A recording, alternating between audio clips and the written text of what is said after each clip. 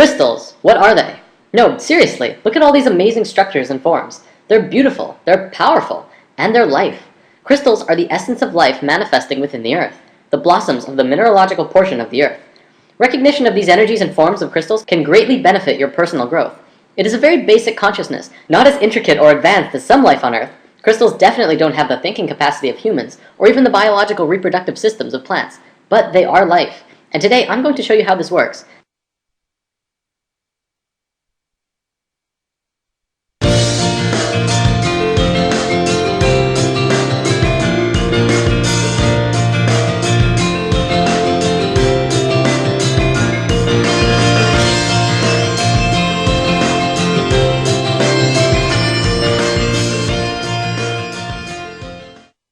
Crystals are defined as being a mineralogical body with a characteristic internal structure and enclosed by a symmetry of plane faces.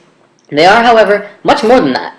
We've discussed before that everything in the universe is a vibration, existing through many different frequencies at once. Our physical bodies are on this physical plane, but the sounds that we hear vibrate to a different frequency, as with smells and even thoughts. Crystals also vibrate to many frequencies at once. Health is the natural state of any form in the universe. Considering the vibrational existence of reality, health comes when the frequencies of anything are in balance and harmony with itself.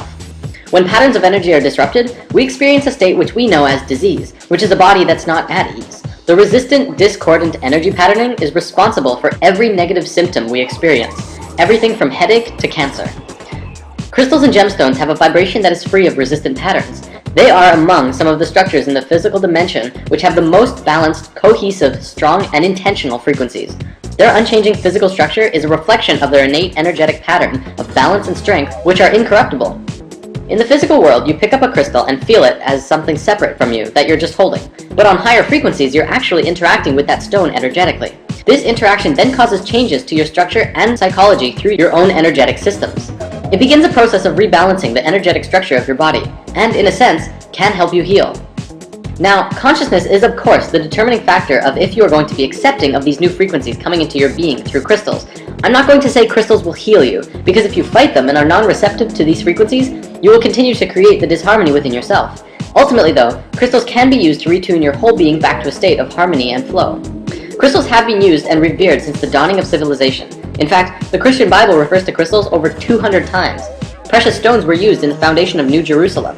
They were also used in the breastplates of Aaron, the Hebrew high priest. Crystals have been discovered in the ruins of Babylonia and in ancient tombs of Egyptian and Chinese rulers. This wouldn't be spirit science without some sacred geometry, though. Remember the 5 platonic solids? Science understands that all atomic patterns and molecular structures were based on these 5 forms. They create the forms that the universe manifests through. Well, here's the atomic structure of a beryl crystal. It's the flower of life, the creation pattern flowing through the structure of this crystal. Now, not all crystals are like that molecularly, but they are very geometric. There are 6 categories of crystals. Of course, there are lots and lots and lots of kinds of crystals, but no matter how many there are, they will always be in one of these categories: isometric, tetragonal, hexagonal, orthorhombic, monoclinic, and triclinic. For the most part, all of these systems are derived from the hexahedron, also known as the cube. One of the biggest things about crystals is that they can transmit frequencies. From a metaphysical perspective, we can transmit thoughts and emotions through crystals, but scientifically, does that make sense? Would you believe it if I said that pretty much all of modern computing technology was based on the living element of crystals? Consider the radio. The first radio was a crystal set. They would cut a piece of quartz crystal and touch a wire to it. The frequencies transmitted through the crystal. The quartz! That's right. The molecular arrangement, of course, is very stable and has a measurable frequency. And because of this, it can be used in basic technology. Nobel Prize winner Marcel Vogel discovered that crystals can be reprogrammed as silicon chips in a computer, and can also be programmed with the energy of consciousness. He discovered that when a person uses a computer, thoughts are transmitted into the computer by pressing on a keyboard. That information is stored in silicon chips via the medium of electricity. Thought is a form of energy which can be given direction through what we call intention. He concluded, due to this discovery, that crystals could also be programmed without the need for electricity, by using just thoughts as the informational energy. Another interesting find is that quartz is composed of silicon and oxygen, a combination known to geologists as the building block of all minerals. The living element within crystals is silicon. Science found in the 50s that silicon shows the same principles of life as carbon. Exactly 1 octave down on the periodic table from carbon is silicon. Sponges deep in the ocean made from 100% silicon were also discovered, which shows that silicon life doesn't just work in theory, but they actually exist right here on this planet. But get this, the Earth's crust itself is made out of silicon. It's 25% silicon, but silicon bonds with just about everything. So the Earth's crust is actually roughly 80% silicon compound. We're literally floating out in the middle of space on a giant crystal ball. The term Mother Earth never had so much meaning as now, as we learn that the entire planet itself is a conscious, living being.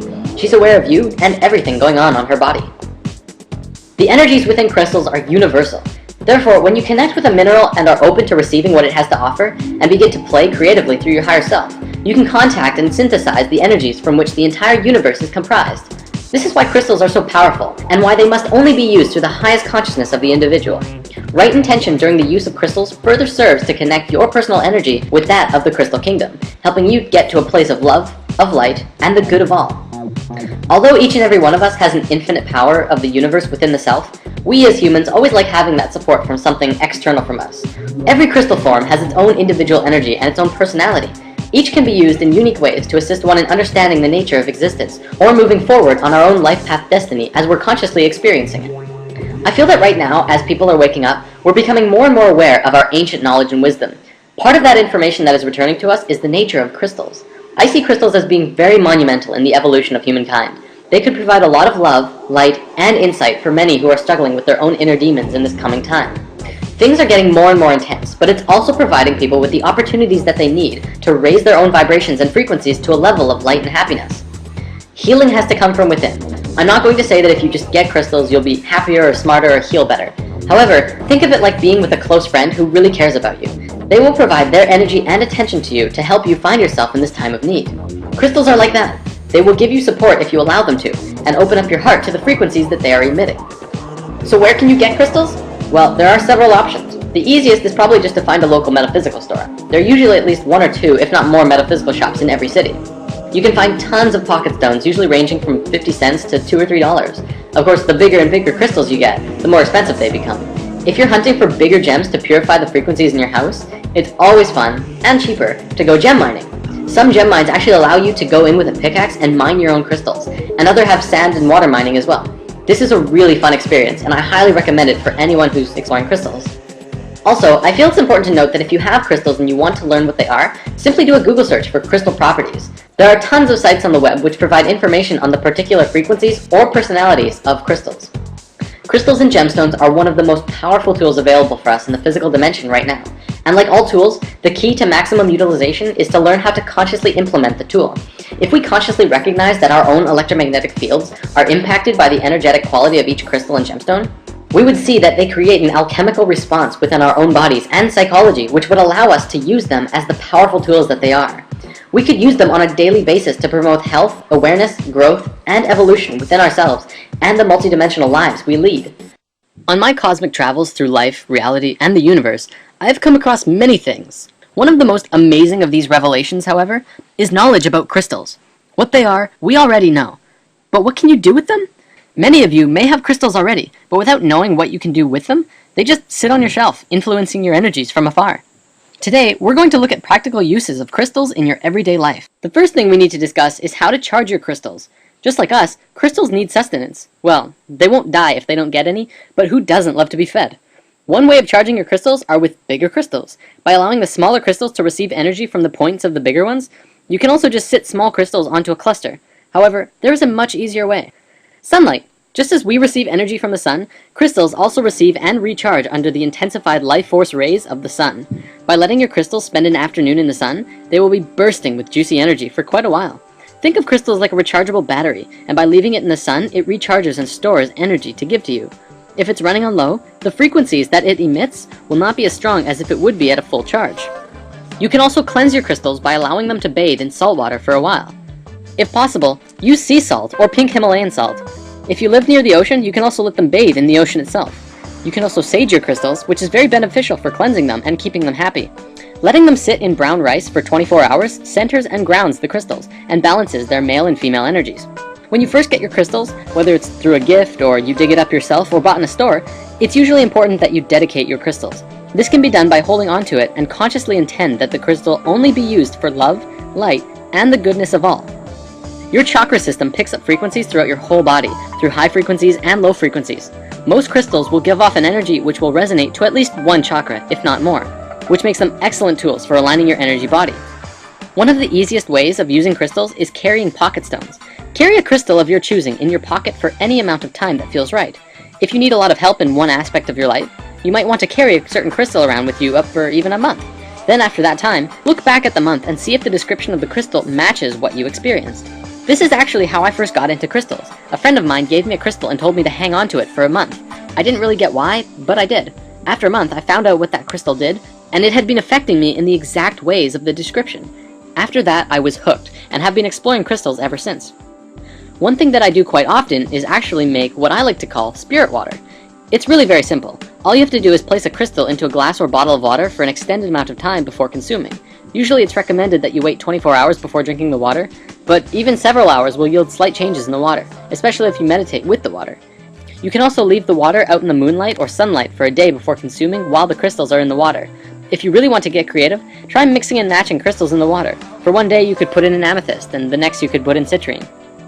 This actually goes to the phenomenon of water that researcher Masaru Emoto had been studying and researching for a very long time. The phenomenon in which water that had been blessed froze into beautiful crystals, and the water that was projected negatively onto froze into gross or ugly crystals. Now, we have an entire lesson about water coming soon, because I know a lot of people want to discuss that, so in the meantime, we won't be going into this at this time. The reason I bring this up, though, is that this does grant you an opportunity to try this for yourself. I highly recommend placing several crystals in water and letting them sit for 24 hours. You can also place a plain glass next to it. If you want to, meditate with the crystal water and project love and health into the water. Then, drink the water and compare the difference yourself. I have done this many times and I can always feel the difference. And from the people I've talked to who have done this as well, most people do. In my experiences, this rejuvenated water is smoother and cleaner than it is when you first pour it. So putting crystals into your drinking water is a very good way of keeping your body hydrated with some living, healthy water. Crystal grids! Many of you may have seen the YouTube video Spirit Quest 10.5. In this video, Jordan demonstrates how to make a crystal grid around your house and what it's used for.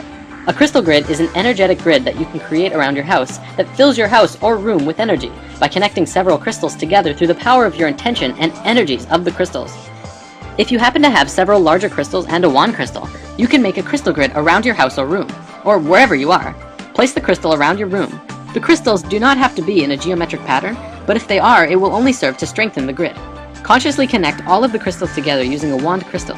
You simply have to point the wand at a predetermined master crystal, usually a quartz, or something bigger than the rest. While holding onto the crystal in your mind, then move the wand to point it to the next crystal, and draw a connecting line in your mind.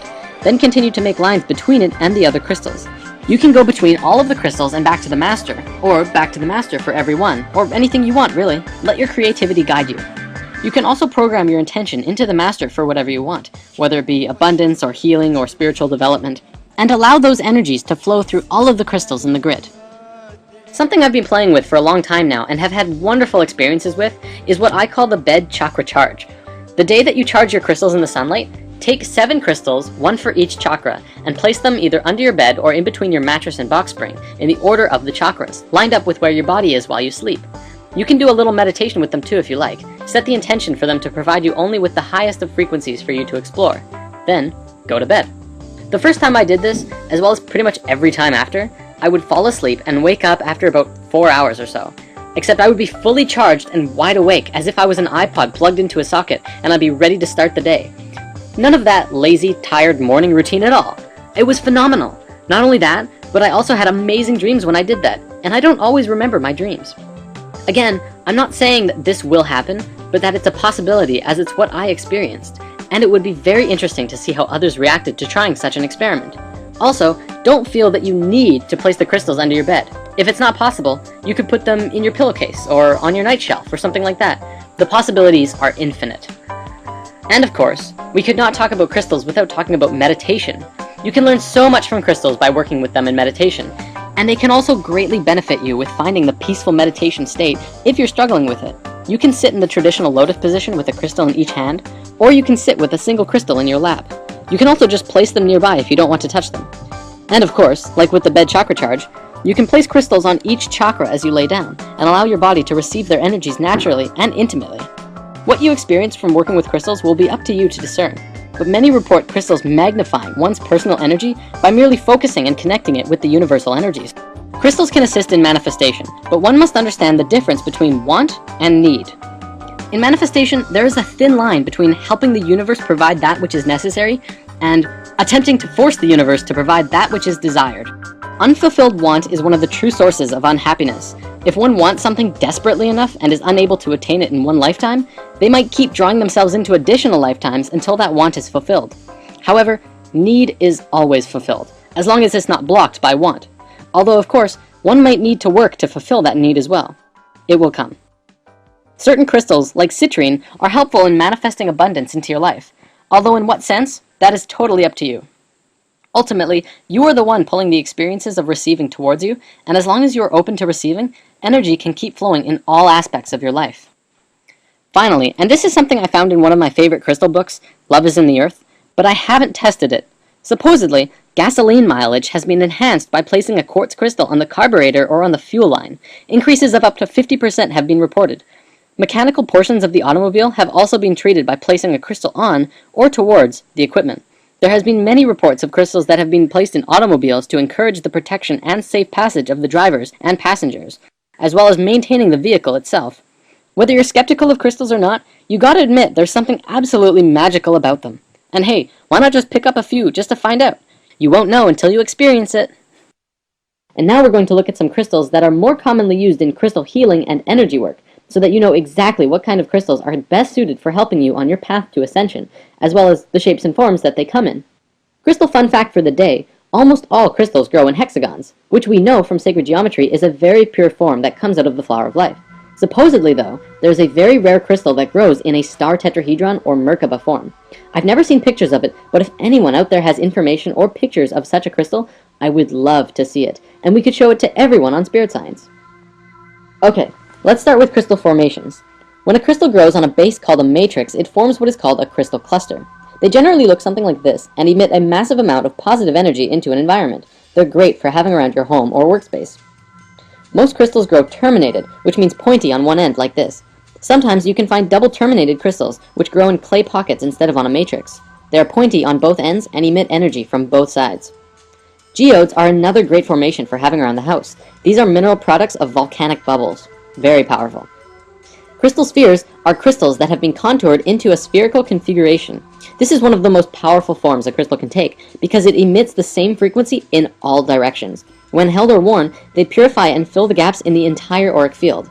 If you have a larger one, you can gaze into the crystal to help with the evaluation of a present situation or circumstance. If you've ever wondered where the legends about psychics with crystal balls came from, it actually has some substance behind it. Crystal eggs are similar to spheres, but are in an egg shape. These are great for meditation and used in reflexology, zone therapy, acupuncture, and shiatsu. It contains a harmonic balance of male and female energies.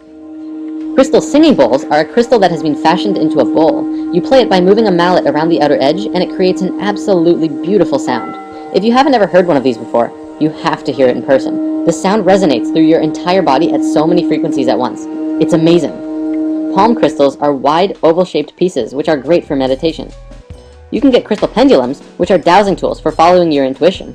The basic idea is that you hold it in your left hand and ask yourself a question, and allow the pendulum to swing. Depending on the direction, if it swings or goes in circles, it gives you a yes or no answer. Try this one out for yourself. It's actually pretty cool on how it works. Phantom crystals are very cool. These are crystals that grow over top of other crystals. So what you get is a crystal with an amazing crystal phantom in the middle. They're very beautiful, very powerful, and supposedly great for working with past life memories and meditation. A tumblestone is another word for what I call pocket stones. It's a piece of raw crystal that has been tumbled in a metal canister until it's nice and smooth, and feels like a pebble. Great for pockets and pillows. Wands are solid pieces that have been carved or smoothed into a wand shape, and sometimes have metal, wood, or other materials attached to it to design the wand. Wands are excellent for directing energy in healing work or making crystal grids. Okay, now let's look at some crystals themselves. We'll go over the basics and also note that I'm providing a PDF of all of this crystal information so that you can print it out and keep it in your wallet so that you can have a handy, quick reference guide to crystals whenever you're out and about. I can't tell you how handy it is to have when you walk into a store like this. Agate is known as the Strength Stone. Courage and strength for body and mind. Facilitates perceptiveness and precision. Is grounding and energetic. Balances the yin and yang energies within the body.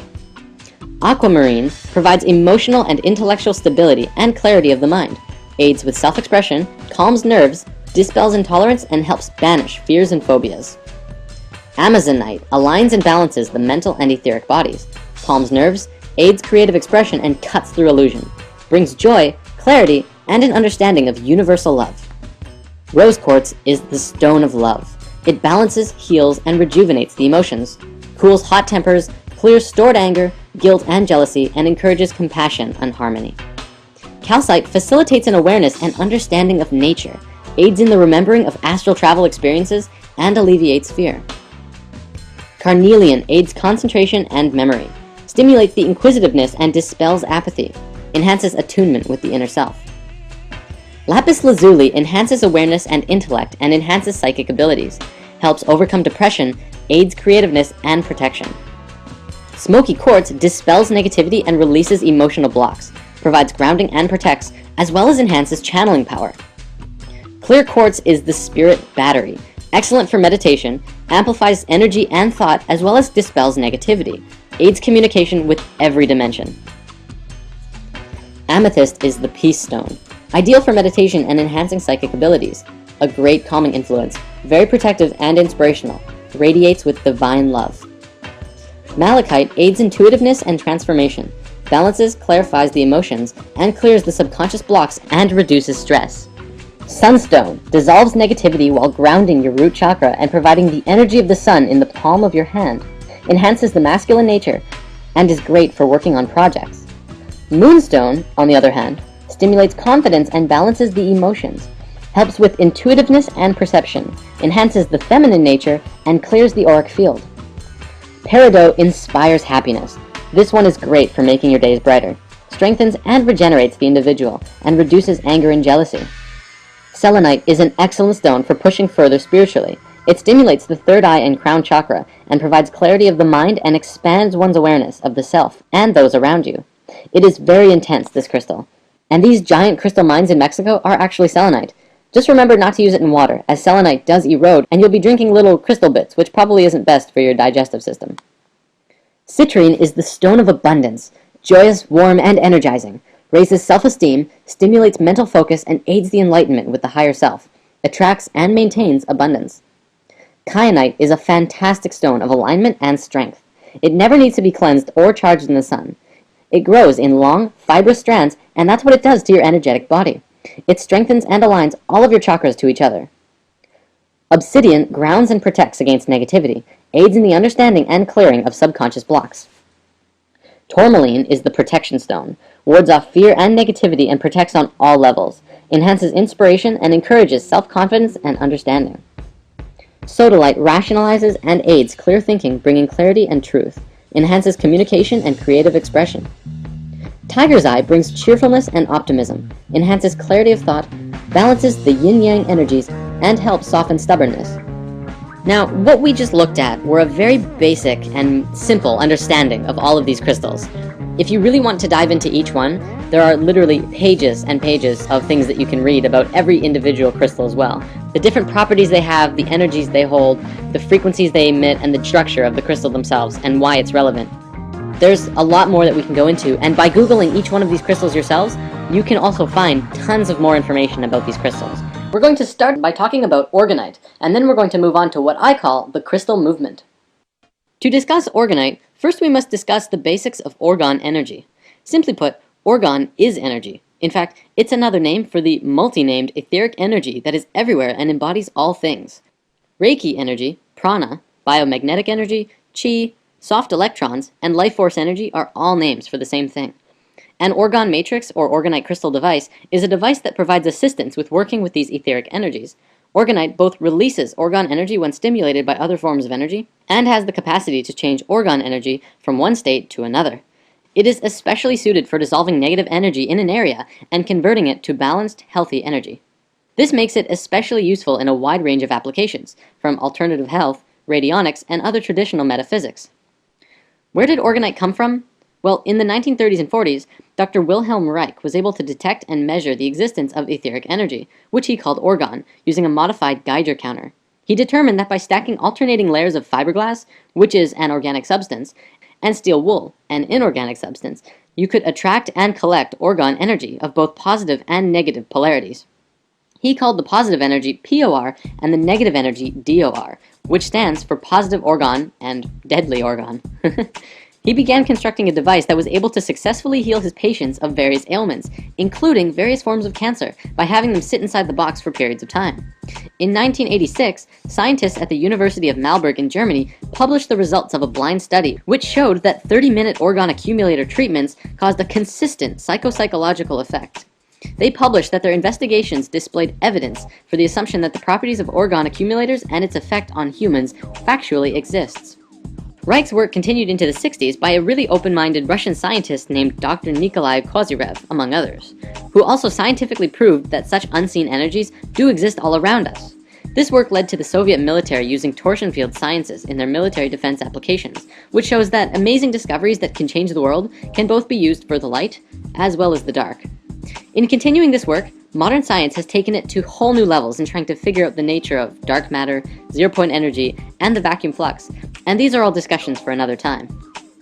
In 2000, organ accumulators came into being when Don and Carol Croft discovered through much research that mixing organic fiberglass resin and metal chips poured into small molds like paper cups and muffin pans would produce a substance which would attract etheric energy. Then, by putting crystals into the mix, you get something even more amazing. Carol Croft, who was incredibly gifted in sensing etheric energies, found that adding a quartz crystal to the orgonite would cause the orgonite to not just attract all kinds of energy, but rebalance and transmute all of the negative energy into positive. As we learned in Crystals 1, this is because the molecular structure of quartz is incredibly stable and harmonically aligned with the geometry of the universe. Organic substances attract and hold a scalar charge, while metallic substances tend to repel it. Basically, orgonite pulls in bioenergy, and while energy is inside the device, metal particles and organic resin both push and pull on it in all directions at the same time. This puts friction on the energy, where the crystal will begin to create order from chaos by aligning the structure of the energy into a more positively aligned pattern. Crystals and gems all have their uses that we've looked at, and orgonite does too. Orgonite is good for putting in an area that is needing a transmutation of a lot of negative energy into positive energy, and depending on what that situation is, you may need lots or very little. There's actually one final thing I'd like to bring up about orgonite, which is actually called tower busting. It has been widely experienced that the widespread use of cell phone towers create a thick blanket of DOR, or negative organ energy, around the areas between them. This saturates our homes and communities with negative energies that promote drought, negativity, fear, and so on. I'm not saying that the towers are causing the negativity of the world, but perhaps just stimulating or intensifying it. However, it has been experienced that this can be remedied by placing or burying orgonite at the base of a cell phone tower. Thousands of aware and selfless, beautiful people in the world have begun doing this and slowly helping out in what is being called the orgonite gifting movement. And this is happening all over the world. And we need your help as well. To find out more about orgonite, check out www.orgonite.info, where it talks about the science behind it and the gifting movement and how to get involved yourself. Or check out the link in the comments to an article by my friend Trey, who makes orgonite and has written a big explanation about how and why it works. Now we're going to move on to the crystal movement. Now, I realize from the title you might be thinking, what? Is this some kind of new movement like Zeitgeist or Occupy, only based around crystals? Well, not really. But if we follow through with this shift in consciousness could be an incredibly smooth process. Crystals, being conscious, don't just like sitting around in the same spot all the time. They like to travel, just as most people do. Crystals move about when they want to. They change owners, jump out of your pocket, and flat out abandon you when the time is right for them. If you are in tune, you will be able to know when a crystal is ready to move to someone or somewhere else. Just like people, when we are done with a task, it might be a time to move on to something new. Crystals are the same way. I've had many experiences where a crystal of mine that I loved decided to leave, stay somewhere else, be with someone else, or just flat out vanish on me. It's all fine though, because that's where it went, which means that's where it needs to be. The crystal movement is about the movement of crystals across the world and into the hands of the people. It's time for crystals to help the human race find ourselves and return to a higher state of awareness and frequency by bringing in pure and high frequencies that we need. All over the world, people are beginning to give crystals and move them around. They're giving them as gifts for holidays and birthdays. One thing I've started doing is actually carrying around a little bag of crystals with me all the time to hand out to people that I encounter as I go about my day. When a person who's down on their luck asks you for some spare change or a cigarette, you can reply, "Sorry, I don't have any change, but I'd love to share a crystal with you," and then briefly describe what it is this particular crystal does, if you know, and wish them safe journeys on the path that they are walking. I encourage everyone to try just doing that. what you're doing is literally giving out a little pocket of love or abundance or insight, and who knows what will manifest into their life. It feels absolutely incredible. It's so good to share crystal magic with people and to see their eyes light up when they're holding their brand new rose quartz or kyanite or whatever. Ultimately, it's just spreading goodness. If you're shy and don't necessarily want to hand them out to strangers, you could also just leave them wherever you go. Jim Carrey said that he used to go around and write, "Have a great day" on $20 bills and leave them around the city for others. You can do that with crystals. Can you imagine the feeling of stopping to tie your shoe and finding a beautiful piece of rose quartz just saying, "Take me"? Now imagine being able to give that to others. Compassion, love, and gratefulness are such powerful and incredible emotions and frequencies, and love will be the force that brings us together. Now, we have mainly been focusing on what smaller crystals can do. Pocket stones are wonderful on an individual basis, but now let's come up with some ideas that we could do with larger crystals. Large crystals are very powerful. You can do a lot with large crystals, and you can help a lot of people if you put them in the right places. For example, putting large geodes for healing and love in hospitals could help many, many people recover incredibly quickly. Crystals around your home can influence or aid in your family life. Putting crystals in the classroom could help students both learn and grow more as individuals and communities. We could install large crystals of abundance and love into homeless shelters, and who knows what could happen. Even smaller businesses can benefit with some crystals around the office or work environment. I feel it's very important that we start investing in crystals and fast, not because of the economic reasons, but because of what it will do for us and what beauty and love it could bring into our lives. So how do we do this? This is probably something that needs some organization, and we need to follow through. On the Spirit Science website, we've been partnering and working with many people who work with crystals. Our friend Kiko makes chakra necklaces, which you can get through the site. We're also working with my friend Trey, who makes orgonite to help get as many of these orgonite devices out to the world as possible. How about bigger crystals? We feel this is going to work on a community basis. Obviously, not many people have hundreds of dollars to spend on crystals to share with their communities or workspaces, or local hospitals, shelters, and schools. However, collectively we do. I encourage everyone who is on board with this to share these videos and information with all of those around you, and look into collectively pooling your resources into bringing some powerful, energetic fountains into your environment. Not only will this bring in a lot of good energy, but it will also create a lot of love connections between the individuals who are sharing the experience of getting crystals together. And if you do put crystals in a home or workspace or environment, take a picture of it and send it to us. We could put it up on the website and show how the crystal movement is doing. To wrap this video up, let's conclude with something really awesome. The 13 Mayan crystal skulls. What are they? What were they? What do they do? I'm going to share what Drunvalo Melchizedek has shared, but there's a lot of information available out there. Perhaps we can go into a full story another time.